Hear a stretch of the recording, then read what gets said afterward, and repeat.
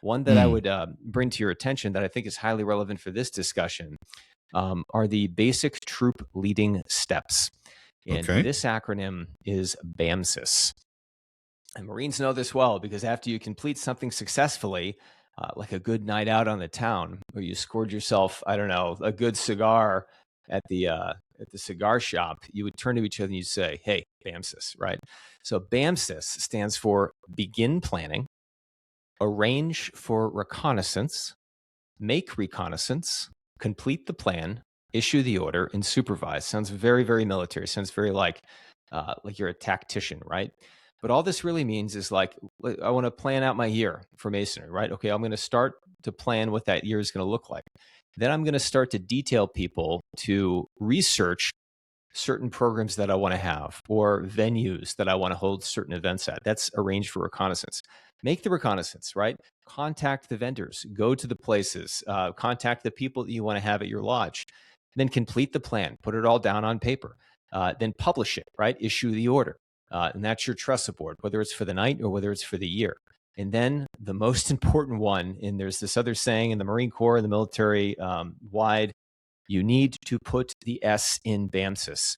And this is where I see a lot of leaders in Masonry and elsewhere fail, is they don't execute the S, which is supervise. You have to ensure that your plan is being executed in the way that you had originally designed it. Because, and I'll say, especially for volunteer organizations, I know that a lot of worshipful masters, regardless of the year, suffer with this a lot. People are busy. We have families, we have jobs, we have other things that we're involved in.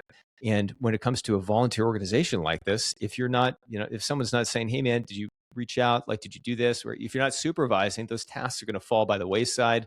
And all of a sudden you're at that moment where you need to execute it and nothing's been done. Right. So that S in BAMSIS is vital, but highly relevant acronym, BAMSIS. I feel like that was the one that you mentioned on the Mastering Your Trestle Board. Yeah. When you talked about setting Marines everything love up. that one. We love it. Yes. So we've covered JJ did tie buckle, OODA loop, SMEAC, BAMSIS. You did a great job of kind of explaining BAMSIS there. So the leadership principles, can't forget those. Leadership principles. Can't forget my notes. They're all over the place. Yeah. My notes. You get a pass because it's not an acronym, but it's still highly relevant. Yeah. Gotcha. For practical application of each one, let's start with the top there, the JJ tie buckle. When I kind of mentioned beforehand, would you use this going up the Masonic ladder tree in leadership, or do you use this at a leadership position looking down and assessing your troops, so to speak? I would look at the leadership traits as, not to get into anything that we would consider on the square here, but I think that your audience will know and understand what I'm talking about. This is the process. We could consider them as benchmarks or goals to be attained and reached as you're shaping that rough ashlar into the perfect ashlar. They're never going to truly be attained in purity, but you should spend your career trying to emulate what each one of these are. And I think that the takeaway here, as I said before, is that the leadership traits are about one's character.